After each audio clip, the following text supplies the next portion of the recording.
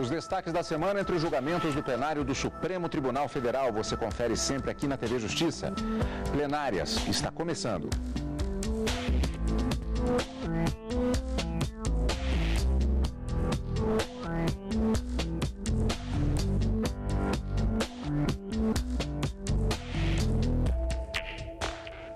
Hoje, com os principais momentos da sessão única do dia 6 de setembro de 2017. Karina, nós tivemos uma semana bastante atípica, primeiramente porque, por conta do feriado do dia 7 de setembro, nós tivemos apenas um dia de sessão, que foi a sessão da quarta-feira na véspera, e que também foi caracterizada por ter sido uma sessão única. Apenas já adiantando que essa edição de hoje ela também está um pouquinho diferente, na medida em que diversos fatores, diversas questões movimentaram o Supremo Tribunal Federal, na verdade toda a capital, todo o Brasil durante esta semana, questões que inclusive incidiram no plenário do Supremo Tribunal Federal, e nós vamos acompanhar a cobertura completa que foi feita pela TV Justiça. Mas especificamente, Karina, sobre os julgamentos, que é o foco principal do nosso programa, na verdade, nós tivemos também um conjunto de ações cíveis originárias, de relatoria do ministro Marco Aurélio, que tratavam essencialmente de um único tema.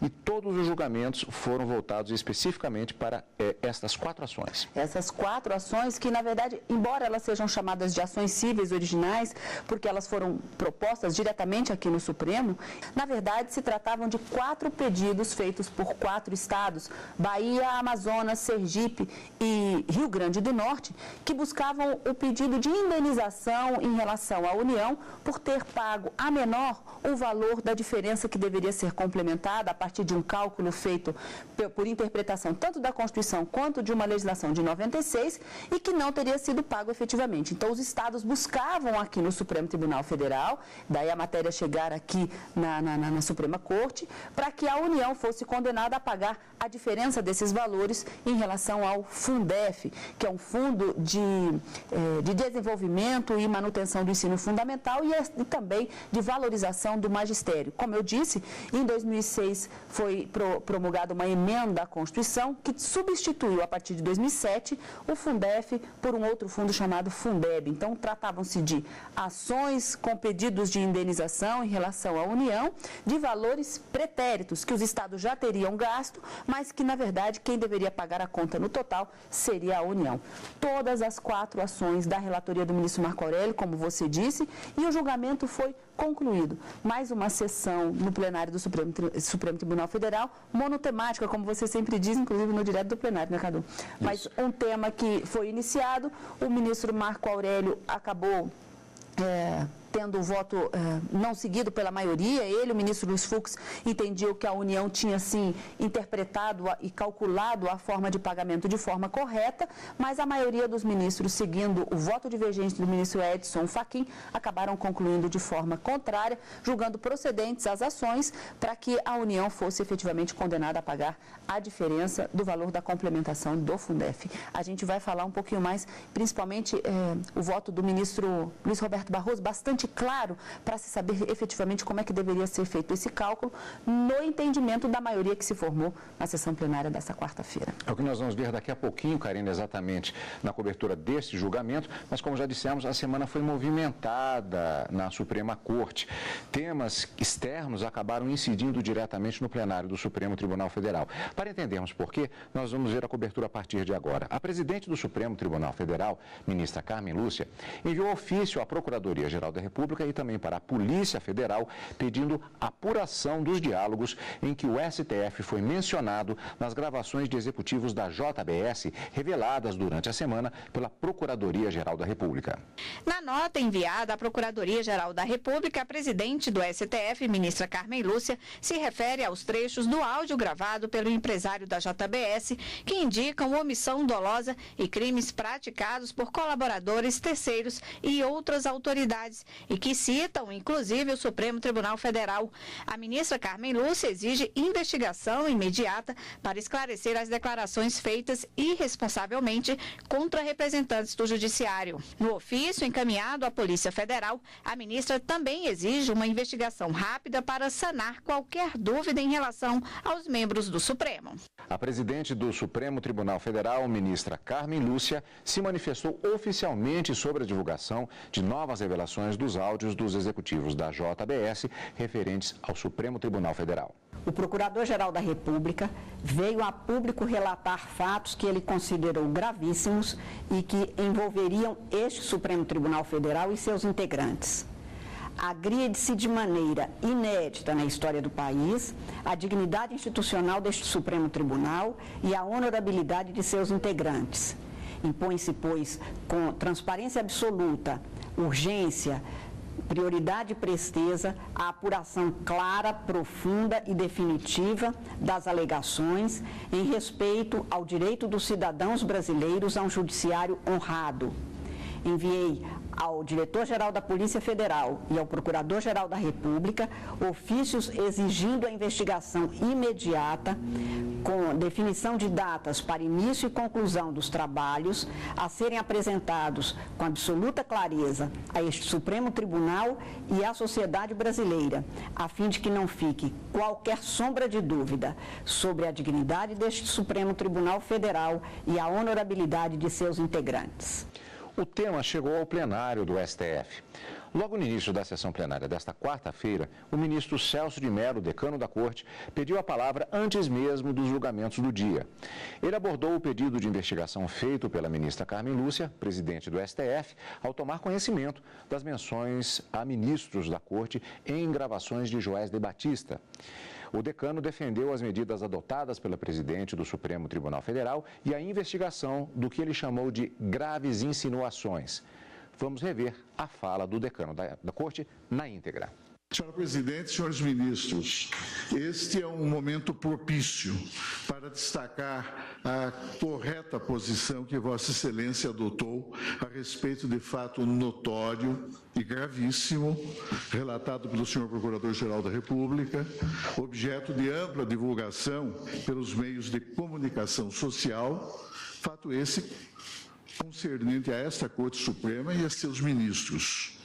Refiro-me, eminente ministra Carmen Lúcia, ao fato de que Vossa Excelência, no dia de ontem, atuando de maneira irrepreensível no desempenho legítimo de suas altas atribuições, como expressão visível da unidade institucional desta Corte Suprema, em face dos demais poderes e autoridades da República, mas, sobretudo, perante os cidadãos deste país, dirigiu-se à nação e, em assim procedendo, cumpriu o dever impostergável de velar pela preservação e respeito à dignidade do Supremo Tribunal Federal e dos juízes que o compõem, fazendo-o em nota, cujo teor penso ser importante aqui reproduzir. Disse Vossa Excelência, senhora Presidente, em nota à sociedade brasileira. Ontem, o Procurador-Geral da República veio a público relatar fatos que ele considerou gravíssimos e que envolveram este Supremo Tribunal Federal e seus integrantes. Agride-se de maneira inédita na história do país a dignidade institucional deste Supremo Tribunal e a honorabilidade de seus integrantes. Impõe-se, pois, com transparência absoluta, com urgência, com prioridade e presteza, impõe-se a apuração clara, profunda e definitiva das alegações em respeito ao direito dos cidadãos brasileiros a um judiciário honrado.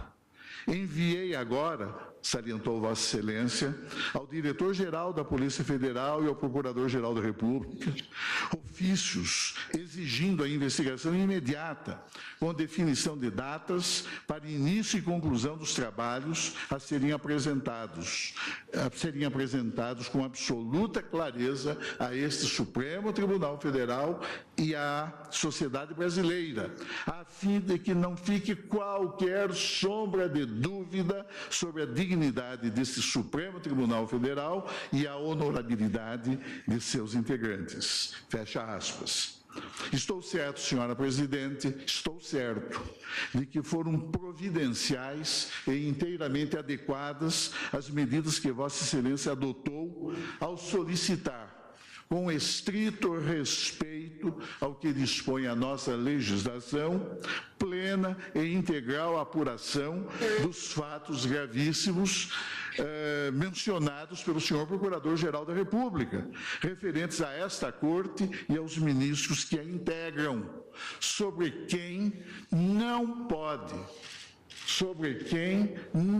pode pairar uma dúvida sequer, por mais tênue que seja, a propósito de sua respeitabilidade, de sua integridade moral e profissional, de sua honorabilidade e de sua mais completa isenção e imparcialidade.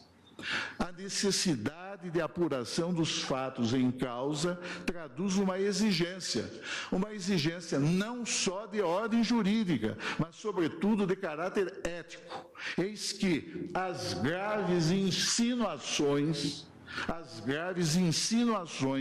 que transparecem dos diálogos mantidos por determinados agentes colaboradores, mostram-se tais insinuações impregnadas de elementos que, se não forem cabalmente esclarecidos, culminarão por injustamente expor esta Corte e os magistrados que a integram ao juízo severo, ao juízo inapelável e ao juízo negativo da própria cidadania.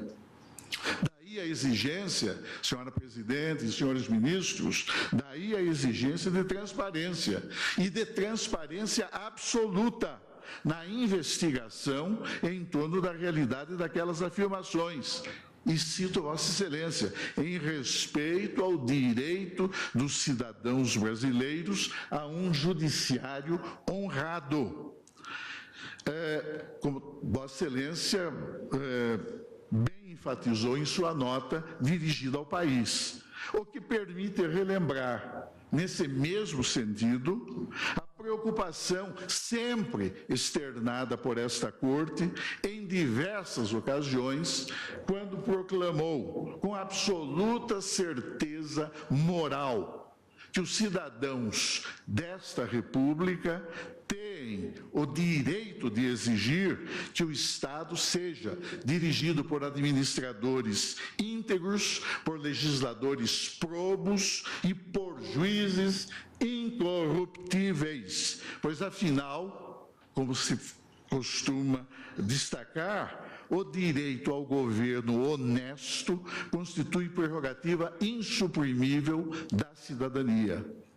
Não constitui demasia insistir na afirmação de que a probidade, a moralidade e a correção ética, valores potencialmente afetados pelas já referidas insinuações, traduzem normas de conduta que devem sempre reger de modo incondicional o exercício de qualquer parcela do poder estatal, notadamente se tratar da prática da função jurisdicional, independentemente do grau de jurisdição em que seja ela exercida.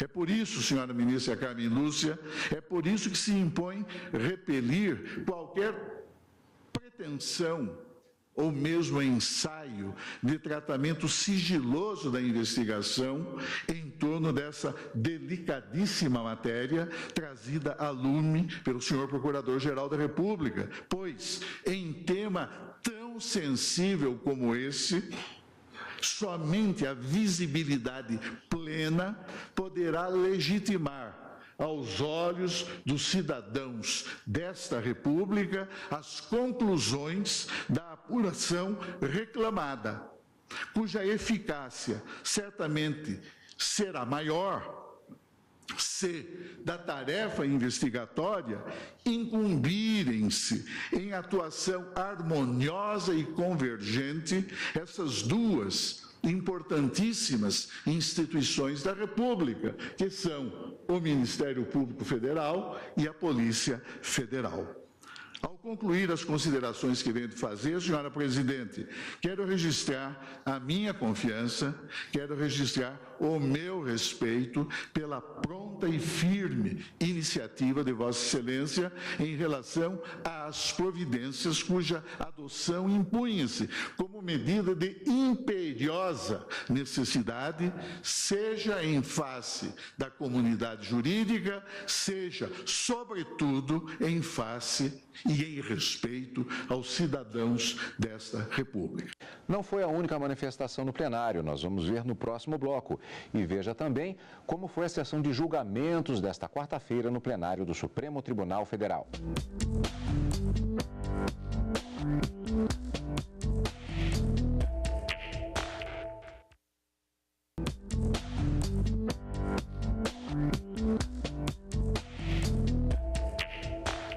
Plenárias está de volta.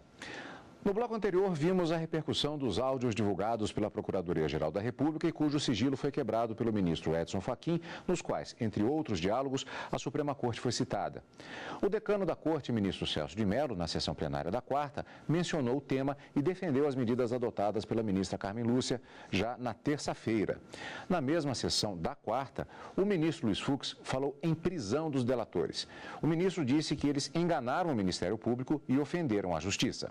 Esse episódio de ontem, que foi difundido de forma transparente pelo excelentíssimo senhor Procurador-Geral da República, revelou que esses partícipes do delito que figuraram como colaboradores, eles ludibriaram o Ministério Público, eles degradaram a imagem do país no plano internacional, eles atentaram contra a dignidade da justiça e eles revelaram a arrogância dos criminosos do colarinho branco. De sorte que eu deixo ao alvedrio do Ministério Público a opção de fazer com que esses participantes dessa cadeia criminosa, que confessaram diversas corrupções, que eles passassem do exílio nova-iorquino para o exílio da Papuda. Vamos para a sessão jurisdicional, que aconteceu nesta quarta-feira, ou seja, os julgamentos propriamente ditos.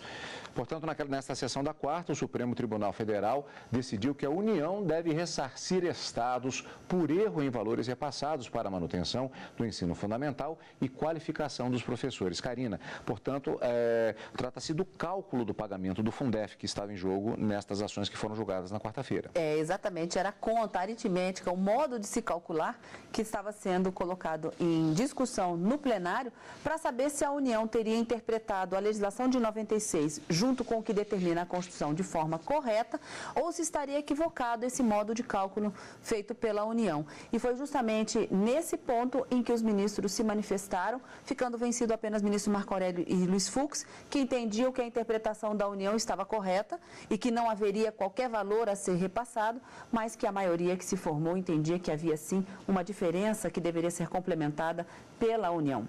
Só para a gente entender um pouquinho, esse Fundef é um fundo criado para que os estados pudessem investir um mínimo nacional estabelecido para cada aluno matriculado no ensino público e que a partir desse valor nacional, os estados com esse fundo fariam o investimento ou então a destinação do Fundef. Caso o valor arrecadado nos estados e nos municípios não fossem suficientes para cobrir ou se chegar àquele valor mínimo nacional de investimento por aluno, aí deveria a União fazer a complementação. E nesse cálculo, os ministros acabaram entendendo, por maioria, que a União teria se equivocado na forma de se calcular essa complementação. Vamos rever na reportagem da TV Justiça como foram esses julgamentos na sessão plenária da quarta-feira. O Fundef era um fundo de apoio ao ensino fundamental que foi extinto em 2007 e previa que os estados deveriam pagar um valor mínimo anual por aluno. Caso o Estado não conseguisse arrecadar o valor mínimo, a União deveria complementar a diferença. Os estados da Bahia, Sergipe, Rio Grande do Norte e Amazonas entraram com ações no Supremo, alegando que durante a existência do Fundef, a União repassou menos dinheiro do que deveria. Não é aceitável uma alternativa hermenêutica que permitiria à União, depois de calculados os valores mínimos de cada estado, discricionariamente eleger o menor e não repassar nada. Repassou quanto quis, repassou quanto achou que cabia no orçamento. A Advocacia Geral da União alegou que o cálculo era feito por estado. Em nenhum exercício financeiro, a União deixou de complementar.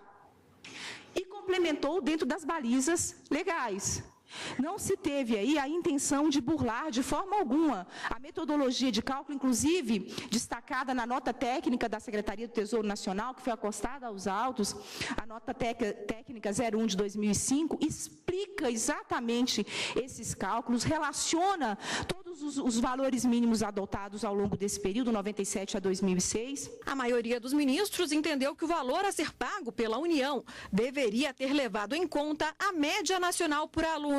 Com isso, a União deve ressarcir os estados dos valores que ficaram faltando. O valor mínimo anual por aluno, de que trata o artigo 6º, parágrafo 1º da Lei 94/2496, deve ser calculado levando em conta a média nacional. Estou acompanhando no conhecimento das ações civis originárias e propondo parcial procedência com a finalidade de condenar a parte ré ao pagamento indenizatório da diferença entre os valores de complementação devidos orçados com fundamento no Decreto 2264 de 1997 e na fórmula de cálculo apresentado pelas partes autores durante o exercício financeiro de 1997 a 2007. Soma-se a receita de todos os fundos, divide-se pelo número de matrículas em todo o país e calcula-se um número, que é a média nacional.